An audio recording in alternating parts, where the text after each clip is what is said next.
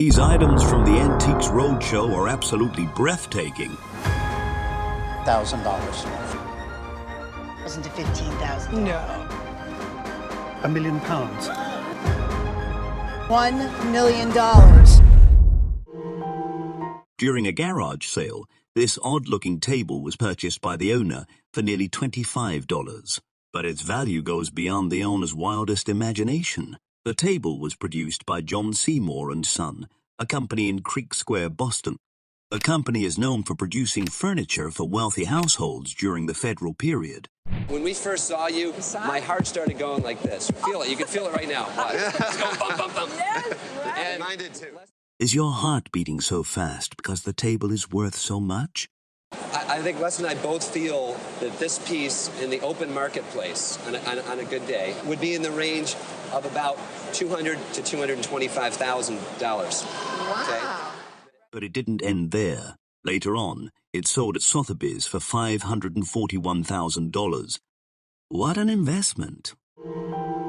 This item was a basket woven by an American visual artist, Carrie Bethel, who started weaving baskets at age 12. The basket was made between 1955 and 1960. This woman who was such an unbelievable weaver lived in a shack.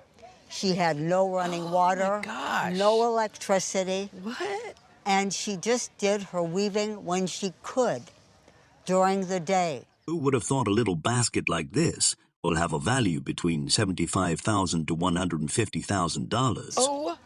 Yes. Now, What? you heard me right. Oh my gosh. The clothes worn by a prisoner of war in Vietnam were priced fairly high for an apparel worn in prison. The prisoner, who is the father to the guest, was a thud soldier called Lieutenant Colonel Robert L. Strim. Any other interesting people that he was with in prison? Oh, absolutely. He told me a great story that the first time he ever laughed in jail was a joke that John McCain had tapped through the wall. They were sharing a wall while they were both in solitary confinement while they were in Santé. Alongside the clothing was a picture of the family, which was taken the moment the family first saw their father when he exited prison. The picture was taken by Sal Vader, who won an award for the photograph. Photograph was given to me personally by Sal in 1990. He signed it Lori with best wishes, Sal Vader. And the value of these items. So, as an auction estimate, it would be in the $2,500 to $3,000 range, which doesn't seem like a whole lot. However, the historical value on this is absolutely priceless. And what a moving story it is. An 8-feet-long bat weighs almost as heavy as its value. I want to try to lift it. So we're talking what, 30 pounds? I'm thinking about 30 pounds. 30 pounds, and your normal bat is 32, 36 ounces? The bat had been hanging in the guest grandparents' sporting store in San Mateo. It was given to Ted Williams, one of the greatest American baseball players. During his time, Ted received several awards, such as American League Most Valuable Player Award. Well, I think why it was made is we have some clues here on the bat, and if we take just a quick look, it says the Quadricentennial, 1834-1959, and then we have Paul Bunyan. And then on the other side, we can see it says, presented to Ted Williams, baseball's Paul Bunyan. Value placed on this bat was $8,000 to $12,000. All right, that's wonderful. An original Apple I computer manual shows how far the Apple series has come since it was first released. Apple is an American multinational technology company founded by Steve Wozniak and Steve Jobs in 1976. The company is known worldwide and is said to be the biggest company by market capitalization. The woman who brought in the manual hit the jackpot after she went through the trash and saved it from disposal. The value was indeed shocking. One day I was at work, and I worked at Apple, and the facilities crew was cleaning out some closets, and they had a great big old dumpster. So I got it dumpster diving. That's what I mean. I hate to say it, but it's true. The pamphlet was valued at $10,000 to $15,000. That is more than surprising and more than I ever would have thought. Skateboard bought at random for $5 turns out to be a historic skateboard. The skateboard was made by Bethany, a skateboard-making company in the 1970s.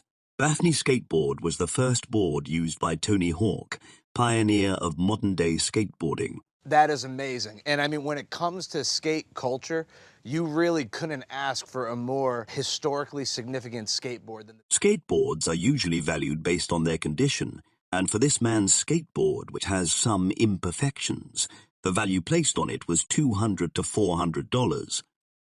Still a great profit for him. What? That's like a 6,900% increase on my original, the original cost of that. That's awesome. Papa's got a brand new bag, I'll tell you what.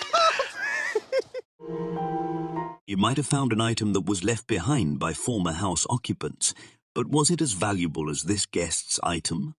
This man's mother found an object in the attic of the new house her parents bought in New York.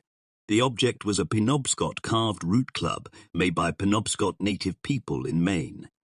In the old and early days, prior to colonization, clubs such as this were used as war clubs, and smaller versions with creatures from the forest were used by shaman or holy men during their ceremonial rites. As local native life changed over the centuries and men were no longer able to go to war or to hunt widely, they began to work with travelers and fishermen and hunters who would come up on vacation. And they would make objects such as this to trade. The club was made from birch trees and were believed to be releasing the spirits of the animals that were killed with the club. The club was equally used by the people for religious ceremonies.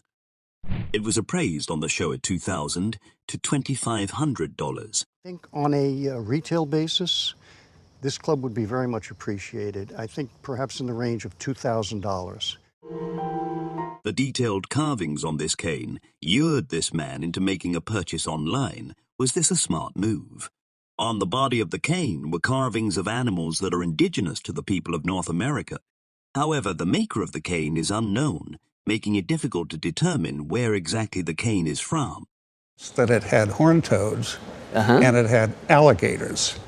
And the alligators are more eastern Gulf U.S. And horned toads are arid desert. And they meet in Louisiana, so I thought maybe it was a Louisiana cane. It's hard to pinpoint it that way. Some of these are the experience of the carver, where he grew up, where he is now. It's migrated. Yeah, it's a combination sometimes. After spending $250 to buy this item, the owner got quite a high profit with the recent value of $6,000 to $8,000. Do you have a brooch? If yes, does it cost thousands of dollars? This butterfly brooch was purchased at an estate auction by the guest for his wife.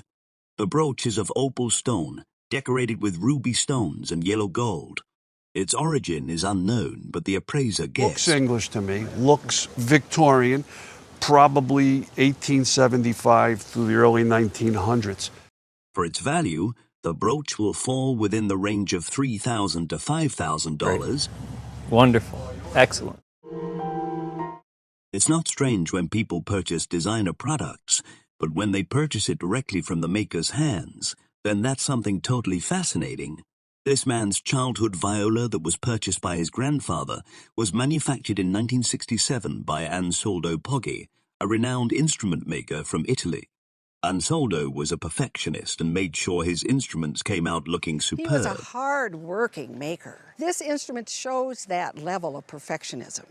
On the inside, on this side of the viola is handwritten Ansaldo Poggi, Fece in Bologna, anno 1967. That's his handwriting. There's no question about it. Yes. The other thing that I really love, in the 1920s, he started branding his violas, A. Poggi. Ansaldo made only 41 violas during his years, and the value for such a rare and magnificent instrument is between $200,000 to $330,000. I was thinking, several tens of thousands maybe. Such price value will definitely make anyone's day like this viola's owner. Stick around to see other incredible items on the Antiques Roadshow.